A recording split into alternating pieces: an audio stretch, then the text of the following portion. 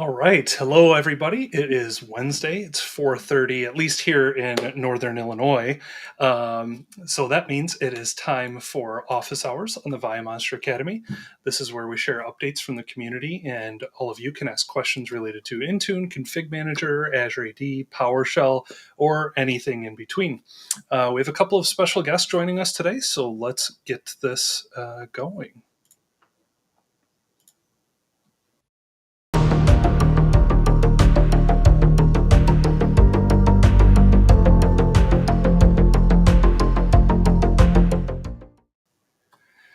All right. Welcome back, everybody. Johan, unfortunately, is not going to be joining us today, but fortunately for me, I'm not going to be flying solo. We have a couple of special, legendary, in my opinion, special guests that are joining us today. These guys hold significant importance even in my own career path, so I'm very excited to have Aaron Czechowski and Mikael Nystrom with us today. Would you guys like to tell everyone kind of what you do and how you got to where you are today? Sure. Aaron, you start. Okay. I guess alphabetically, I'm both. Either way. Hey, I'm Aaron Czechowski. Right now, I manage a team of writers who work on the documentation for Windows Client. So if you go to learn.microsoft.com/Windows, well, then a few other things, but our team owns a lot of that content. And actually, we've also branched out a bit and are doing also some of the content under support.microsoft.com for end users and consumers. Again, just for Windows Client. How I got to where I am? How much time do you got? No, I mean, I out of college 25 years ago. Started working IT for a university in Maryland, and then switch over into consulting. And then this company called Microsoft called and offered me a role, and that seemed like a good deal. So I was doing consulting with them out on the East Coast for a number of years, and then got the opportunity to make a jump out to the Redmond area as a program manager on this new product called Intune. And then the product kind of split a little bit, and ConfigMgr got a dedicated team. And so I jumped at that opportunity. And so I was a PM on ConfigMgr for a few years, and then had an opportunity to go do docs. And I've always loved to write, and working docs for ConfigMgr seemed like a perfect opportunity. And then this opportunity for Windows came up. And so it's kind of been, a lot of luck along the way, and being in the right spot at the right time, and taking opportunities as they come up. That's awesome. And I know, especially in the part of the industry that I sit in, the docs have improved significantly since you've been a part of that. So I see a lot of positive feedback on docs these days, and it's great to see you. And I know there are plenty of other people that are working on docs as well, alongside the community as well. But great job there. Cool. Nice to have you in that role. Thanks, Aaron. Michael, how about you? So right now I'm working on the CSER team, which means I'm a part of the cyber security incident response team. And I stationed it in Europe, but I work worldwide. My part of that is to do recovery. So basically, what I do for a living is that I walk into hacked environment that are completely destroyed, and out of nothing, we reconstruct and rebuild everything from scratch. And that's interesting, because I always remember when I was talking to customer about supported methods and supported ways of doing things. I don't do anything supported at all because it just doesn't fly. So it's really, and you've been working in the industry for a long time. So it's things that you learned over the last 30 years, and you grab bits and pieces of all that, and then you go hey, maybe we can rebuild this operating system by grabbing some files from that server and grabbing some files from that server. And maybe we can steal a registry from that machine, and then we can copy that. Yes, it's working. Let's now we have a working domain controller. Great. Now we can export the data. That's what I do. It's extremely weird, but it's fun because you have a customer under pressure because they want to have the business back as soon as possible. So that's what I'm doing. But the way to that has gone through consultancy, building computers, small business server, MDT, ConfigMgr, Azure, Intune, presenting, teaching, writing books. Yeah, that's pretty much it. I've done everything. I think at least I have done everything so far. Windows, Microsoft, that's always been my focus. I started out around 8-inch floppies, like that big, something maybe. So that's how old I am. It's a weird thing, but the fun thing now I'm working. And the way I'm doing things and the things I'm doing is really, you need to have that kind of experience to be able to perform recovery, because you need to have seen everything. Like, how does an Exchange server work? What's an NT351? How does it work? How do you do a restore of that?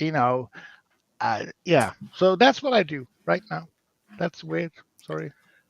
And judging by headlines in the news as of the last few years, you're probably not too bored at the moment, I wouldn't think. No. Plenty of work. Sadly, always plenty of work. Yes, it's depressing in one way, but it's also extremely it's fun because we usually recover the company back to an operational status within a week, and you can really see the expression of the customer, because they first don't realize what happened, then they realize what happened, and then they want to commit suicide because there's no light in the tunnel, and we are working 24/7 to fix it. And after 2 days, we start to redeploy clients, and they, email is starting, and they can start communicating, and then there is light in the tunnel, and the customer just, completely flips from disaster to, hey, there's life. And after about 1.5 and 2 weeks, they are usually fully operational. So that's good. that's yeah, absolutely. That's got to be a great feeling to be able to step in and get them back functional again. Well, I imagine, one of the things that sticks out in my mind about you and how you've affected my career is a lot of the automation and stuff like that I've followed you on over the last several years. Not quite as many in the industry as you gentlemen, but I feel like I'm starting to stack them up finally. And so I imagine you've got to use a lot of that automation today to get those. You might remember that Johan and I wrote a book a couple of years ago. It was one of the deployment fundamentals. It was the book when we said it can be done by PowerShell. And so we wrote a book on how to build an infrastructure using PowerShell. And I remember Johan having the discussion. He said, nobody's going to ever build a complete infrastructure using PowerShell. It's what's the point? Nobody was ever going to do that. And I said, yeah, I'm going to do that. No, nobody's going to do that. Those scripts are the ones that we still use when we recover the environments. And people are looking on the script to go like, these are old. Yes, they are. But that's the way we do it. We actually do reconstruct the entire environment using a pretty cool PowerShell script, but they all sourced from one of the deployment fundamentals books. So yeah. They live on. They do, and it's completely automated and it's hydrated, and otherwise I can't, rebuilding an infrastructure in a couple of days manually. There's no way to do that. You just can't. You need to have everything semi-automatic. Otherwise, there's no way. So. Exactly. I still picture you likely running around from customer to customer with your little Pelican case Yep. full of Intel NUCs too. It's still somewhere around here. That's awesome. Yep, and we still use it. We have changed the NUCs, but we still use the box. That's good stuff. I think we just actually brought it up here maybe last week or a couple of weeks ago, because that still sticks in mine and Johan's mind all the time, talking about home labs to people. So yeah, great stuff. All right. Well, I'm going to share. So typically we'll share a couple of bits of news on here. So I've got a few links that I wanted to share with everybody, just of things that have come up over the last week. And then it looks like we've got some questions coming in. So after that, we can see what those are all about. So I am going to go ahead. Usually Johan is running this, but hey, look at that. I love when software works the exact way you want it to. All right. So first bit of news, as ZoomIt lovers here on the office hours, is that there was a new update to ZoomIt today and several other sysinternals products, but ZoomIt actually added audio capture to screen recording. So that is pretty awesome to have that just built right in. Excited about that. Came across a blog post about importing updates into WSUS. So how that's done today is just through the old WSUS snap-in, MMC snap-in.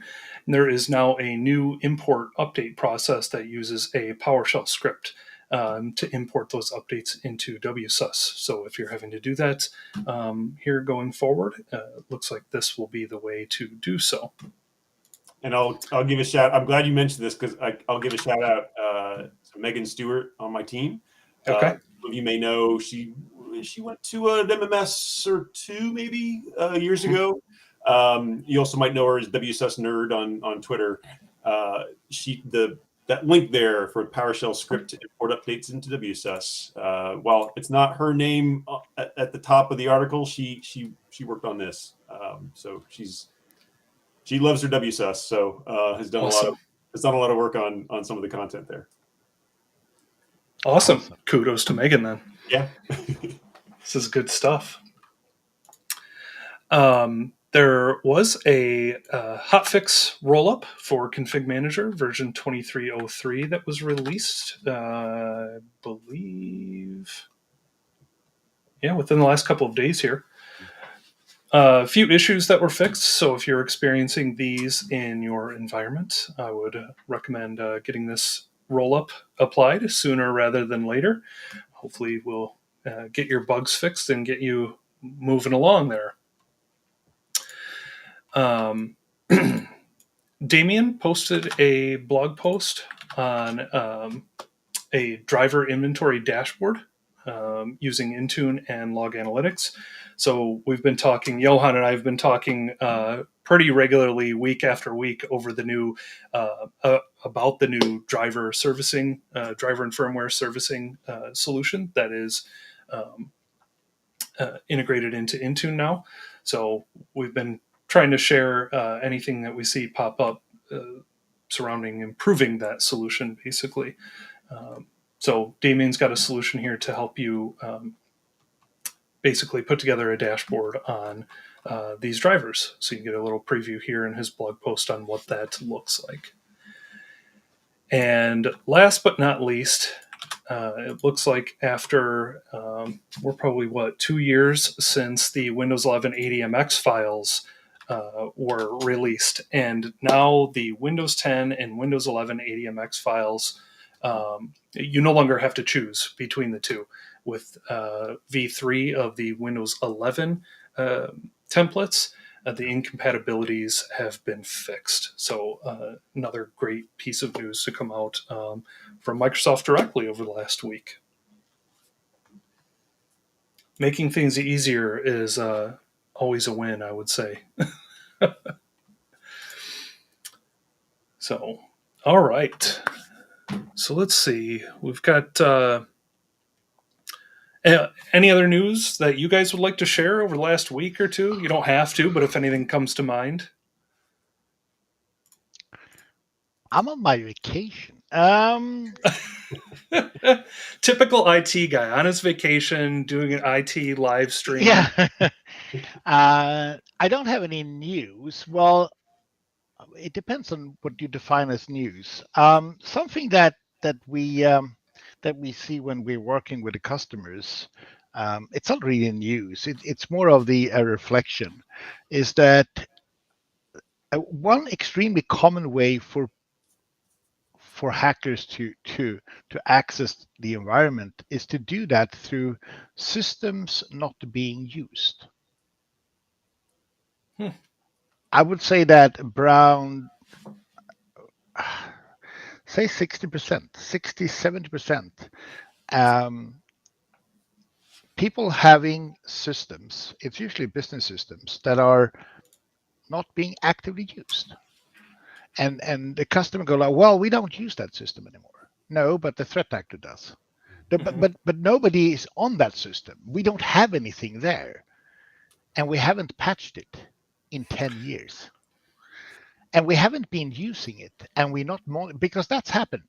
And people don't realize that what you do is that we don't need to feed the cat anymore because the cat is going to die anyway. You can't treat IT like that. So when you were talking about patching, as long as something is powered on and it has a network cable, make sure that you still feed the cat. You really need to treat it as a live thing, or you turn it off. It's not an option to say, well, we're not going to use this anymore. So we have seen ConfigMgr systems that aren't being used because they changed, they flipped to Intune, but they didn't turn off the old one. Therefore, they don't patch it anymore. Don't do that. Well, we don't use it anymore. No, but the bad guys does. They don't really care what you are using. They will find a hole and they will use that. So when it comes to patching and dealing with things, you really need to feed the cat until it's really dead. So if there's anything that you should remember from me during this very short session, is that just keep the system patched, because it's always a leakage somehow, and the threat actor is always using that, and it's depressing. What's the line now? It's like they don't break in, they sign in. Yeah. Right. That it's really not. It's a different style of attack these days. It's not.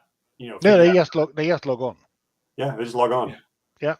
And once usually they're in, right? You just need that one foot in the door, and then you can pivot off. Yeah, and people go like, "Well, you have multi-factor authentication." Yes, of course you have multi-factor authentication. You should. It's a good thing. For $10, you can buy an online identity that includes the multi-factor authentication cookie. It's only $10, and you can pick any company. There's around 60 to 70,000 online accounts every given minute that you can buy for $10. It's incredible and scary. Yeah, it is. And customers don't realize that IT people care about their own system. So let's say that, Aaron, you care about your server, and I care about my server, and Andrew, you care about your server. But we have a fourth server, and we don't care about that because it's not our server.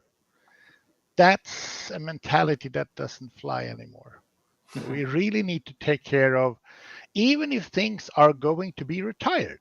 Well, we're not going to use ConfigMgr anymore. We're going to shift everything to Intune. Great.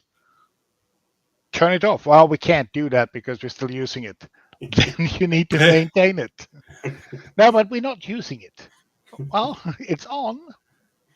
That's Sorry it. for stealing the thread, but it's really No? one of the things that we damn happens more than half of the time. That's the reason they got in through something that wasn't patched, wasn't maintained. And, the VPN servers. We don't use that anymore. Yeah, security, like these days, security is a part of everyone's job. It can't be siloed. Nope. So even if you're a management, IT management professional doing Intune Config Manager, whatever, Yep. right? Like you've got to understand the security implications. And I mean, you probably do if you're patching and things like that and managing the device, but it's important to hear these stories and understand the impact. But it's the same thing you can see. Well, people moving to the cloud. I love that. Move to the cloud, and you log on and you realize that they are syncing all the accounts between online Active Directory and Azure, which is it's fine, but they're also syncing all the domain admin account, and all the domain admin account is also global admin account.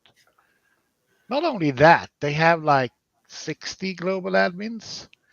Because when you need to do certain things, you need to be a global admin. And yes, you do. It doesn't mean that everybody needs to be that. And one thing that puzzles me is this. Let's say that I need to update the schema in an old Active Directory. Then I need to be a schema admin, right? Okay, so I can add myself to that group. Then I do the whatever I need to do, right? Then I can remove myself from that group and then I can log out. And when I tell the customer that they should, that's the way they go like, why? Well, because you don't need to have all these authority all the time. Yeah. But I'm not going to do anything stupid. No, but if somebody steals your account, they can do that. So it's time to start thinking differently. How much damage can you do if you're Aaron? If I have your access, Aaron, if I have your credential, how much can I destroy? That's the way you need to start thinking. Not how much good you can do. How much can you really mess up? And when you start thinking of that, it's like, well, I'm not going to give you an account. You can't log into my system anymore. And the same goes for, if you're managing config manager environment, do you really need to be a domain admin? No. If you're managing an Intune environment, do you really need to have global admin access? No, you don't. That should be in separate account. And somebody told me this. The only purpose of a global admin account is to create another account. The only purpose of being a domain admin is to delegate permissions to other accounts. You should never actually use the account. You should only delegate. Well, that means I need to create. If you remember Small Business Server, which is a really old product, right? The first thing a Small Business Server did was to create an administrator. It never used the built-in admin account, ever. Because you shouldn't. And I still log on to customers that go like, well, everybody's a domain admin. I even seen domain computers being a member of the domain admin groups. Like, wow. Do you see customers that do a lot of have multiple accounts? So like you got your daily, your day-to-day user account that's got the mailbox and the team or whatever, but then you've got an admin account that you can use, run as, but then even having a third account that's like the domain admin or the super admin account. That's very rare that we see that. Oh, that's too bad. So the most common way what we see in our environment where we help them is that they have one account. Yeah. And they are everything. Yeah. They are God, Jesus, and a bit more. And they've been using that for many, many years.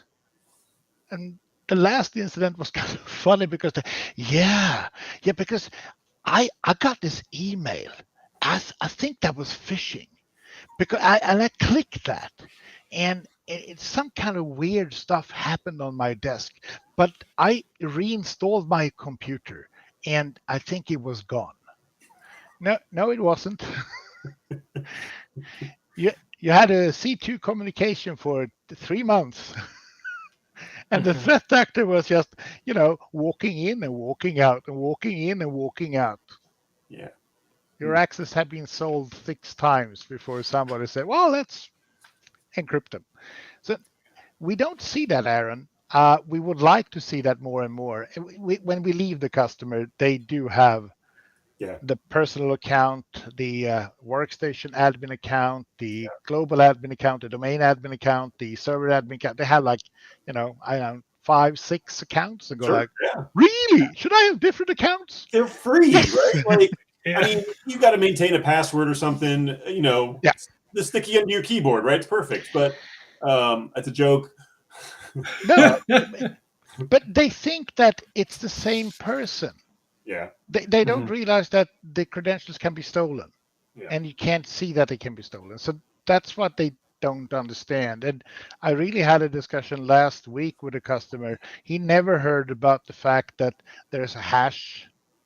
The password is a hash, and it's stored in the computer, and go like, what? What do you mean stored in the computer? Well, when you type in the password, it's kind of generating a hash. And then it's stored in the computer. What? That has to be a bug. No, it's not a bug. It's a security flaw. No, it's by design. What? Nobody told me that. Well, it's that's the way computer works. That's and then it strikes me. The one thing that strikes me is that single sign-on, and you know this, Aaron, because you've been working for Microsoft for a very long time. Single sign-on, the message of single sign-on, it's for end users, not for administrators. But everybody at Microsoft assumes that if you're an admin, you should know that single sign-on is not really for you. But apparently, that message never got through to everyone. Sometimes it shouldn't always be easy for admins. In fact, I mean, you should be building some barriers for admins. Another thing that I've heard is having a separate secure workstation just for admin use, right? So like your day-to-day workstation that's got your Outlook and your Teams and your all your M3, because of course everyone's using the whole M365 suite, right? So you've got all those.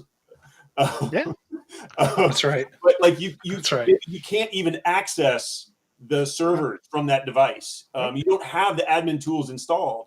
If you want to use your admin account to do admin things, you either have. I mean, maybe it's even a physical, a separate physical laptop or something that's and it's hardened, right? It's like you can't browse the web from that. But hey, you got your admin tools. You can connect to the backend system. So having even that physical device separation, it's another device you have to manage. It could be virtual, it could be those sorts of things, but even that additional level of access, it's harder for the admin to do what they need to do, but then it's also harder for someone to get in and do something they shouldn't be able to do. Exactly. So if you add just a little bit complexity, I mean, we're talking about a little bit. Maybe you have a few accounts, maybe you have a VM to do certain things. Right.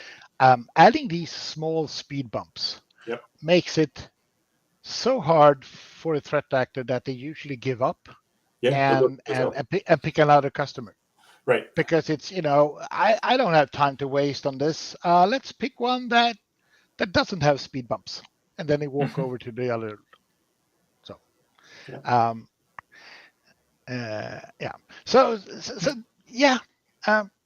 please keep feeding the cat.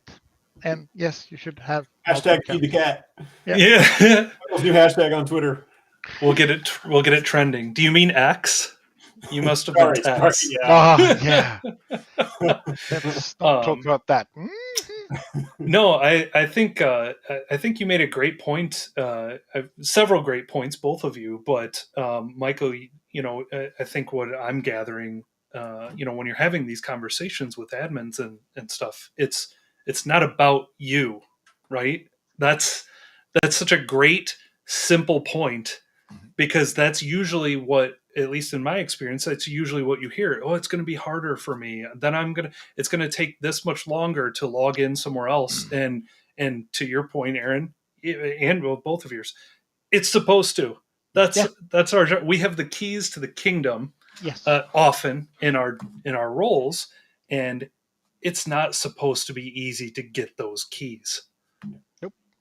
So great points. And that's the only thing you need to protect. As long as you can protect the keys, right? It's actually two things, right? Protect data and protect identity. As long as you can protect these two things, everything else is, I can fix that. Mm-hmm. And you can always do something, right? But unless you can protect data, well, if data is lost, then data is lost, right?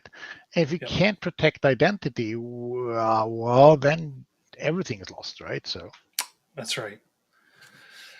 All right, great conversation. We got a couple of questions that have come in, though, that we should probably tackle.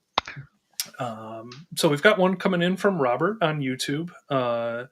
Need to move small groups of client devices from one SCCM to a new SCCM. I assume we're talking about migrating from one site to another.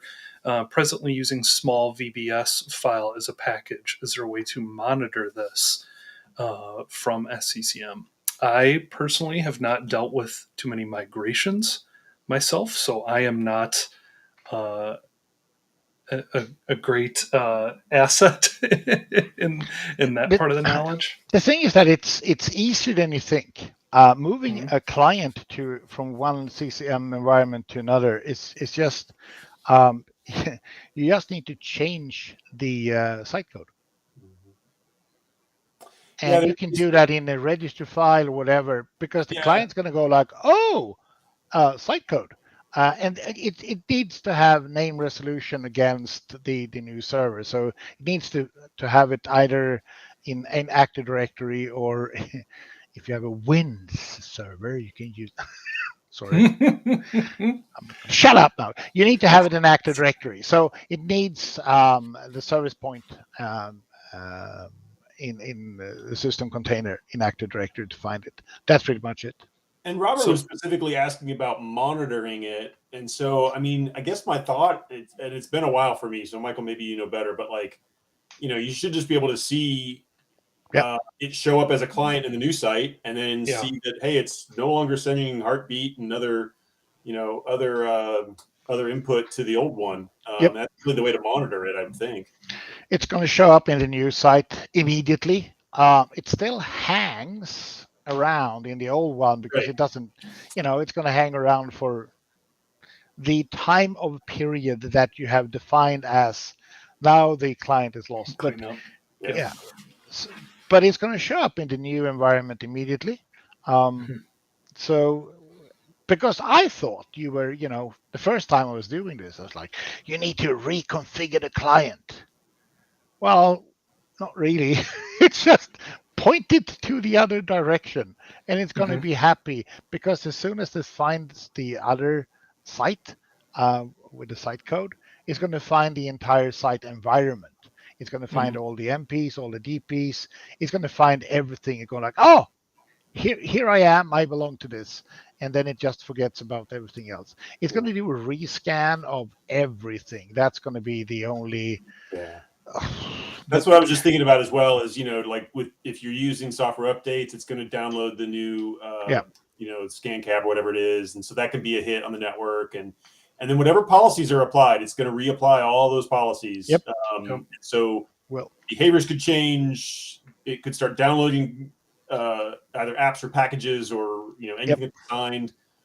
So there could be a hit on what happens there. So, that's something to watch out for sure. So from a monitoring perspective, maybe there, right? Like making sure, what's going to apply to these devices as they come in. So maybe you bring them into a collection that's sort of protected, and that there's not much stuff applied here, just to kind of keep it, it's got enough other stuff that's getting applied from the site. So that's one way. And the other is just do it in batches, right? Don't try and move everything at once, because then they're all going to start sucking down all that stuff all together. It's like the Big Bang Theory. It's a great theory. Don't practice it. Just Big Bang is never a great thing when you do migration. No, I agree.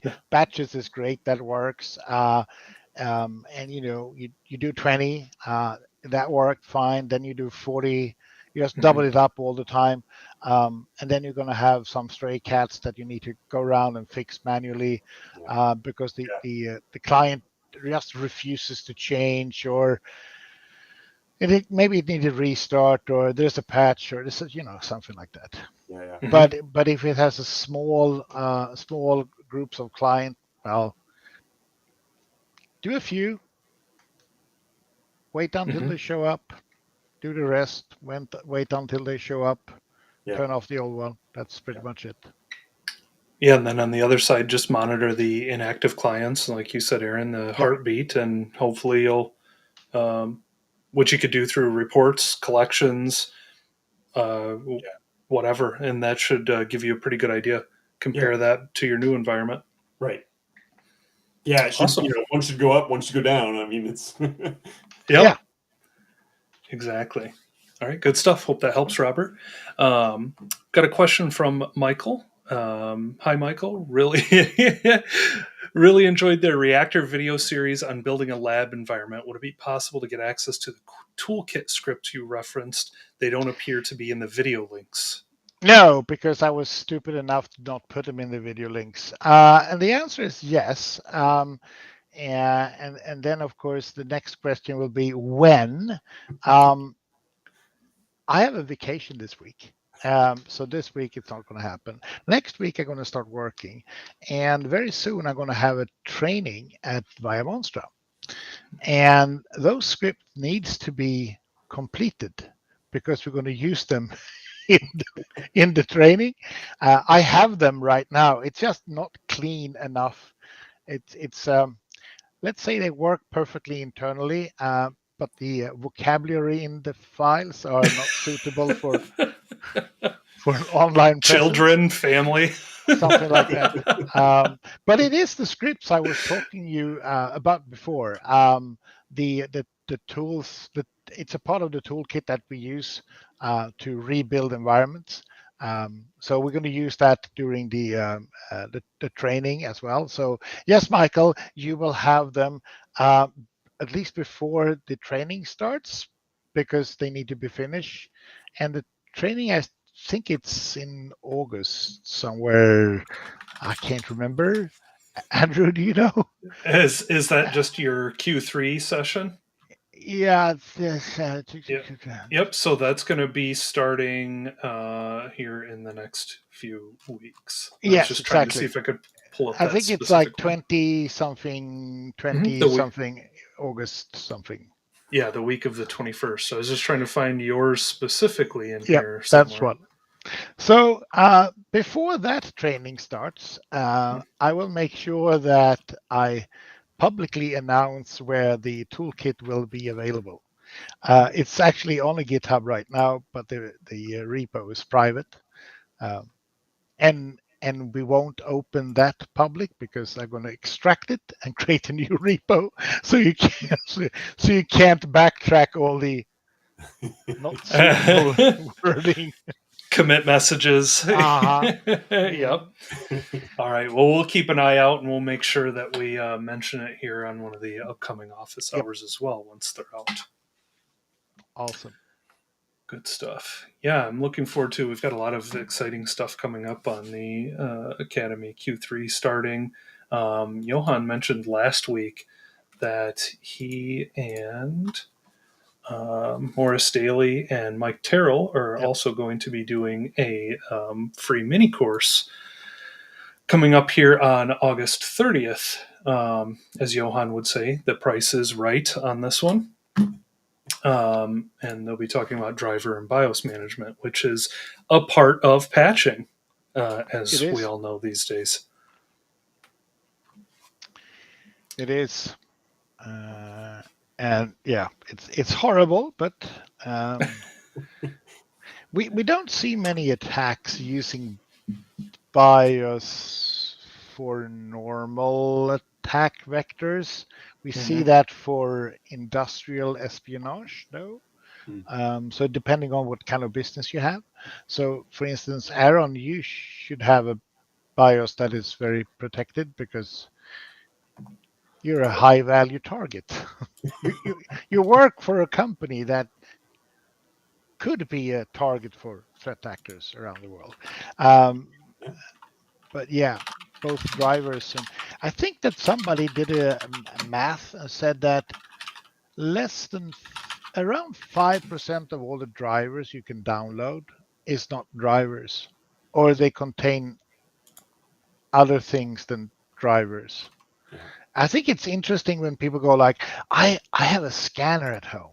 Okay. It's an old scanner, but it still works. Okay. And I need a driver for Windows 11. Okay. How old is the scanner? It's like 10 years. The company doesn't exist, but they still make drivers. I found it on a really cool website. They go like, and you downloaded that? Yes. And you install that? Yes. And now my computer behaves kind of weird. They were unsigned, and I was forced to, and I needed to install this application and approve and put it in, Jesus. And people do that. Yeah. And it's literally from like reallycoolwebsite.com/drivers. And I really had this conversation with the guy, and I said, so you spent all this, time to fix a scanner? Yes. Do you have like an iPhone? Yes. Why didn't you use that? And he was like, but I need to scan a document. Yes, I usually pick up my phone and scan a document, and that's it. Mm-hmm. Yeah, right. You can do that too. But this scanner is really cool. No, it's not. It's just a piece of garbage. Throw it away. Oh my gosh, that's what when Lens first came out, that was like the first piece of equipment that went was my scanner. Get out of here. Yeah. Yeah. My wife still keeps a scanner, and I said, you don't need it. She's like, well, it's nice to be able to, open up, put document, close the lid. Use your phone. Just, click, done. Yeah.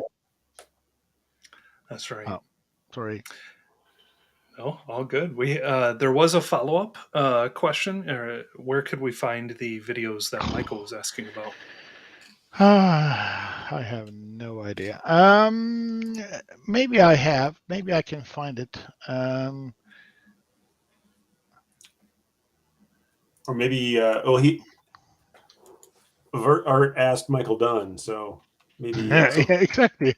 Maybe that Michael knows. yeah. No, they are on YouTube. I found them on YouTube. Yes, here they are. Okay.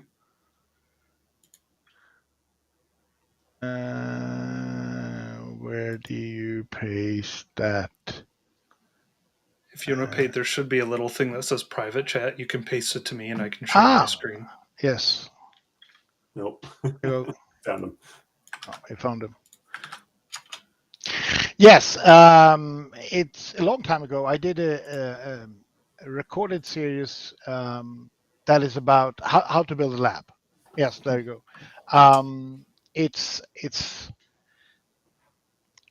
It's about how to not have a fully automated solution rather than having snippets to be able to build your lab environment, because the only way to learn anything is to try and test. There's no way you can read about how to swim. You actually really need to test it in water somehow. So I created this series a long time ago. Good stuff. And it looks like, do you have your New Orleans jacket on there? I was literally just talking with some family about that jacket yesterday. I do. I use that jacket. I still use it. Whenever I do presentations over here in Sweden, I usually have the jacket. Like, people go like, "Where did you buy that?" Well, it's a little store in New Orleans. Oh, awesome. For those who don't know, that's from MMS New Orleans from 2019? No, 2018. Yeah, I think it is. One of the two.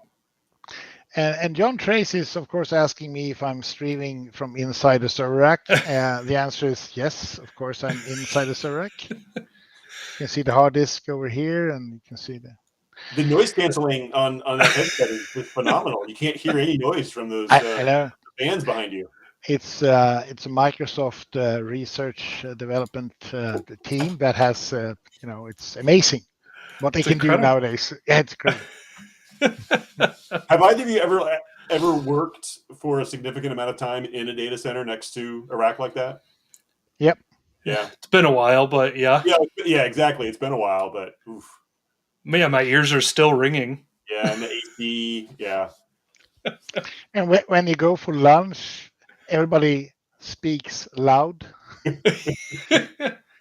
It takes a while before you kind of lower your voice because you realize you don't need to scream. What? Uh-huh. What? Yeah. It's horrible. Yeah. It's been a while since I've seen those green flashing lights.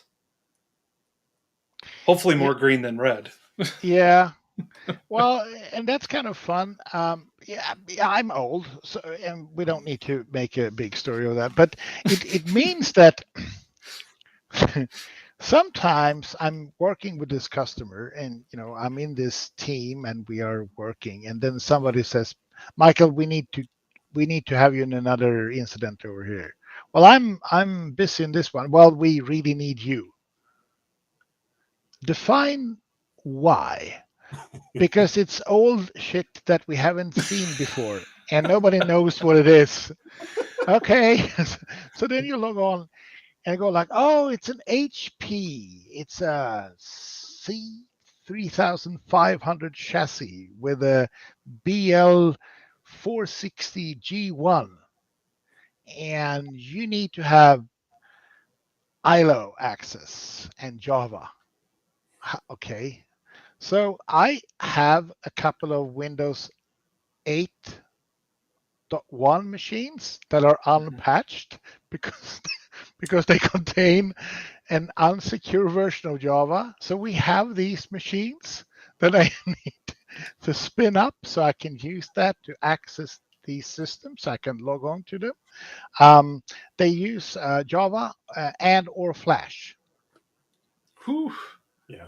I mean, just imagine Flash. HP as a company was using Flash as an admin interface because you can. It was all the rage. Yeah.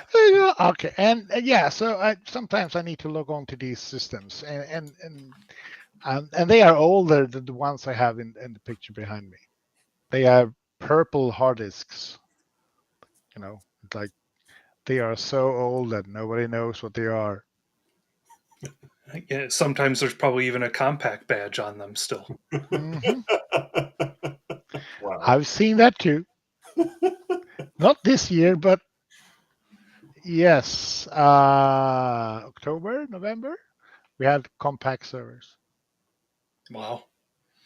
They were also in China, so they were Chinese, and working with a Chinese version of a compact server is interesting.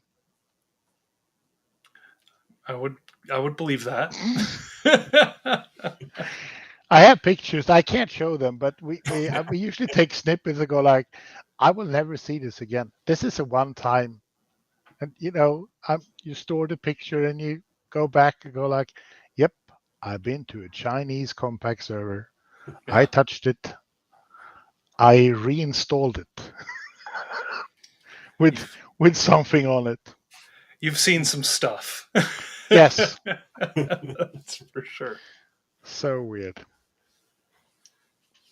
All right. Well, we've still got about 10 minutes in case anybody has any other questions before we get going. Otherwise, we're just going to keep asking Michael about his stories. Story time with Michael. Yeah. It's horrible.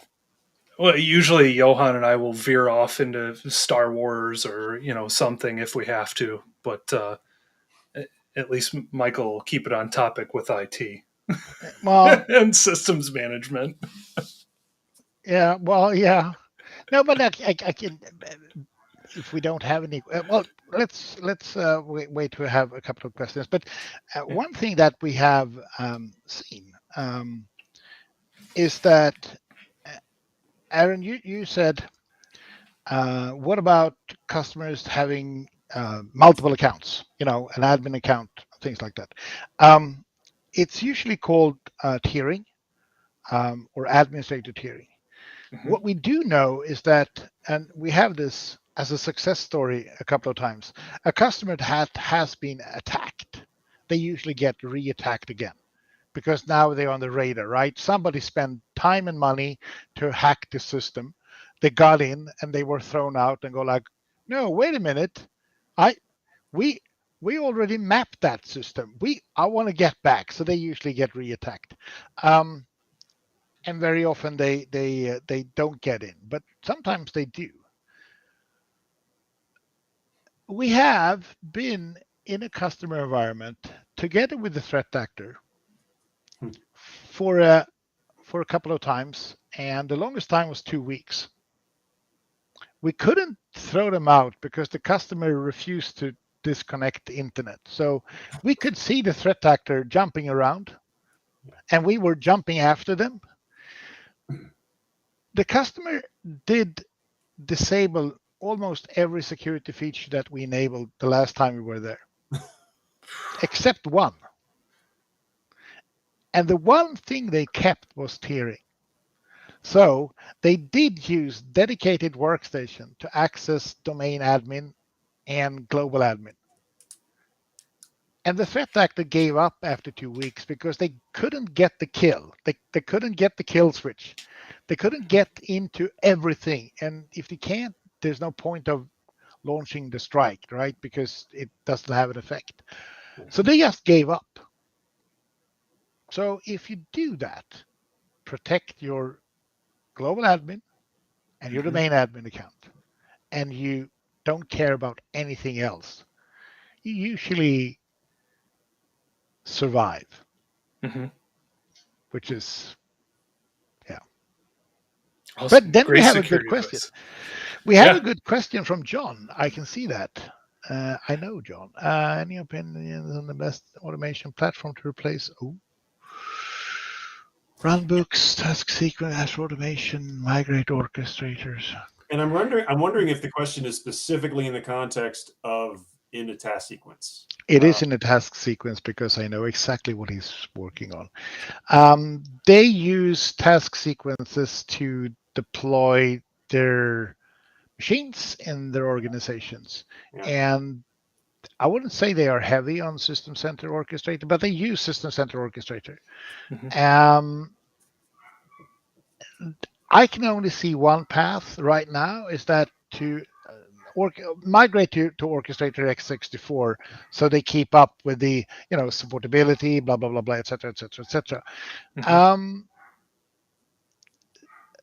Is there? I'm primary. I mean, I don't do a lot anymore these days. There are folks on my team who do a ton of automation. I just don't. I haven't done automation really for a while. But a lot of what we're doing now is with Power Apps, Power Automate, things like that. But I wonder if there is even something these days that could call something like that from PowerShell.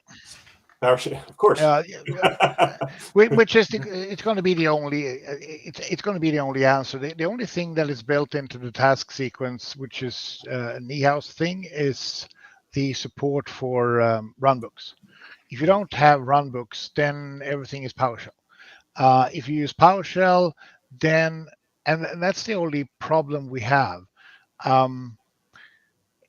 As long as you use PowerShell, you can have PowerShell in the task sequence that launches something, but you don't want to have permissions. You don't want the task sequence to have permissions to do things.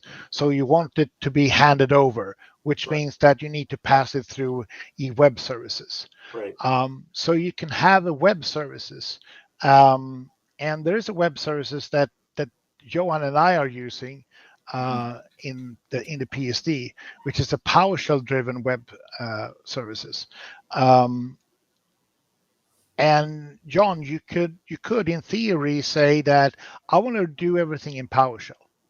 I don't want to have a product anymore, but I want to have the same flexibility and I want to have the same security.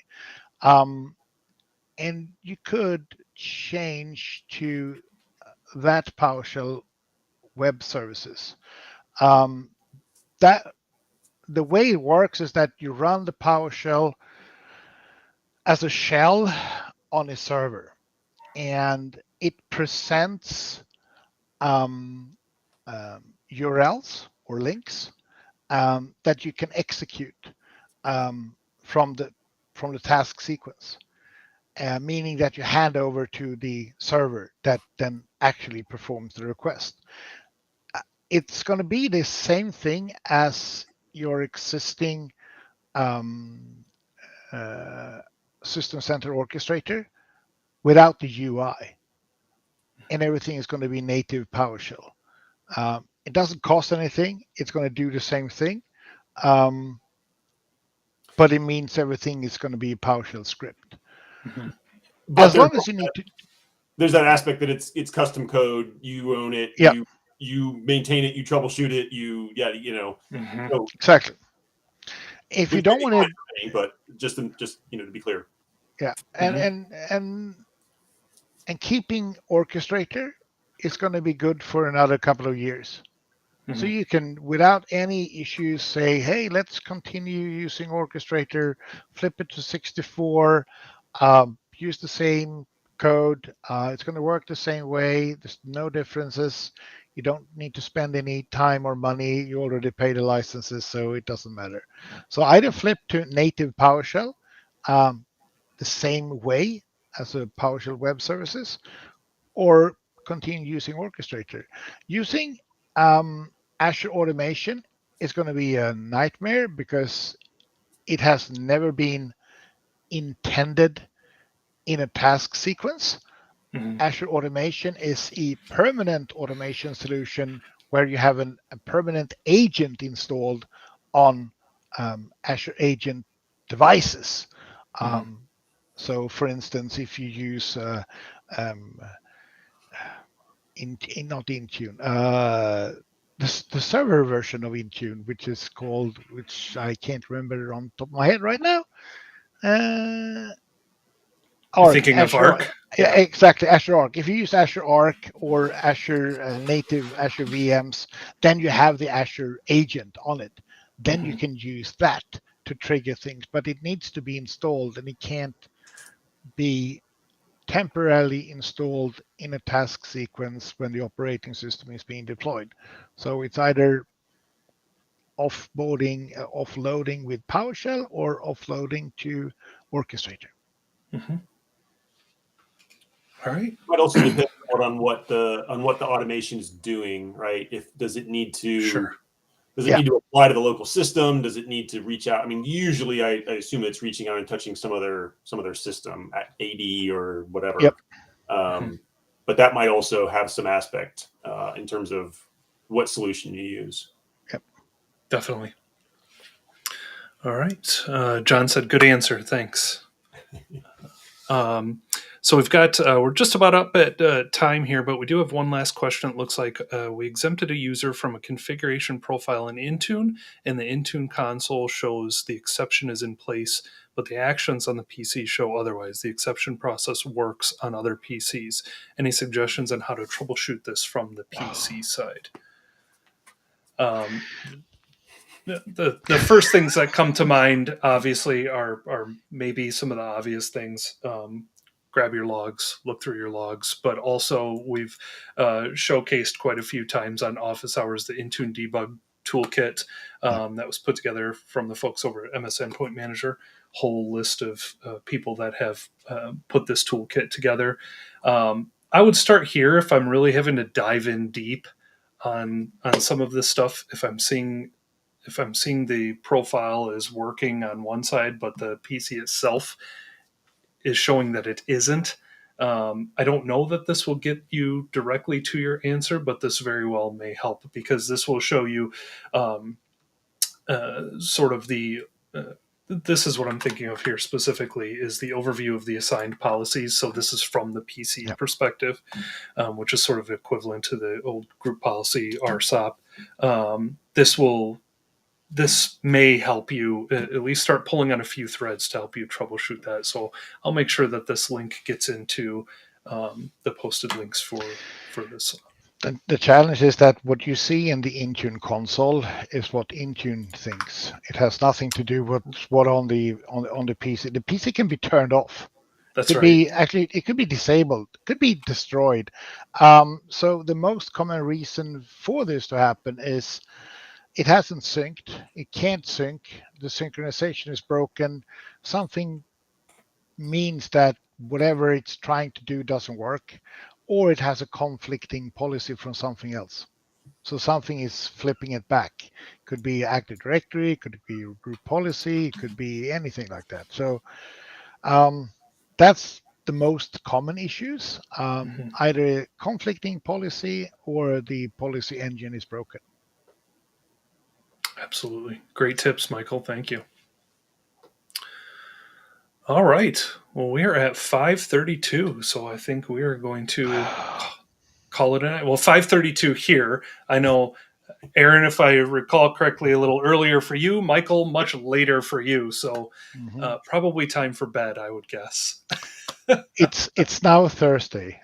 Let's put it that way. Wow. Thanks for staying up with us, Michael.